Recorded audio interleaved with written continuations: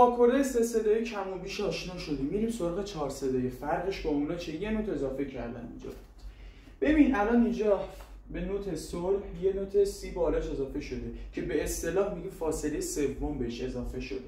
خب چون مجموعاً اینا 7 نوت هم بهشون میگیم آکورد هفتم. طبق چیزی که جلسه قبل گفتم چجوری آکورد 3 صدایی به 4 صدایی تبدیل میشه. الان این آکورد سوم کوچیکی که قبلا در موردش صحبت کردم باهاتون.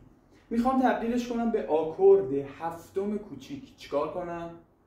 ببین شکل آکورد سوم کوچیک اینه. خب شکل آکورد هفتم کوچیک هم اینه. چی اضافه کم شده؟ آفرین. یه فاصله سوم کوچیک به این اضافه میکنی. کلا هر آکورد سوم کوچیکی که دیدی خب بالای نوت آخرش یه فاصله سوم کوچیک اضافه کن، میشه فاصله آکورد هفتم کوچیک. خب در مورد آکورد پنجم افزوده قبلا بهت گفتم، 5 که بهش پول دادن خرکیف شد، یادته؟